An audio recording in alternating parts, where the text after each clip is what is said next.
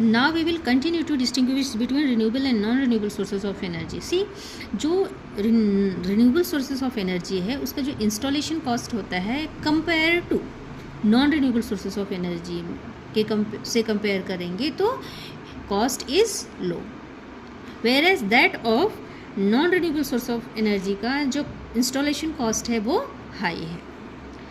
वहीं पे इसका जो रिन्यूएबल सोर्स ऑफ एनर्जी का जो मेंटेनेंस कॉस्ट है वो हाई है और नॉन रिन्यूएबल सोर्स का मेंटेनेंस कॉस्ट कंपैरेटिवली लो है।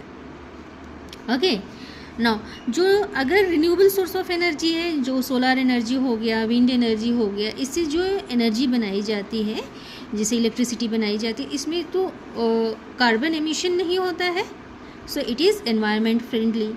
But the energy produced from fossil fuels, okay, जो non renewable sources of energy है उससे जो एनर्जी बनाई जाती है तो उसमें क्या होता है, कार्बन एमिट होता है।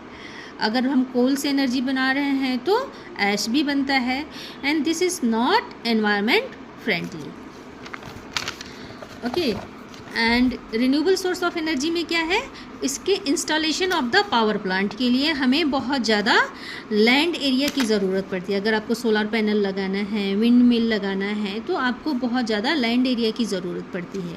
वेयर एज कंपेरेटिवली अगर हम रिन्यूएबल सोर्स ऑफ एनर्जी से कंपेयर करेंगे तो non renewable source of energy के लिए लेस लैंड एरिया रिक्वायर्ड होता है for the installation of its power plant. ठीक है, और इनके कुछ एग्जांपल्स जैसे हम जानते हैं रिन्यूएबल के लिए है solar, wind energy, tidal energy, hydel energy. Okay, और वहीं पे non renewable sources of energy है जैसे कोल हो गया, पेट्रोलियम हो गया, नेचुरल गैस हो गया, डीजल हो गया, and many more. Thank you.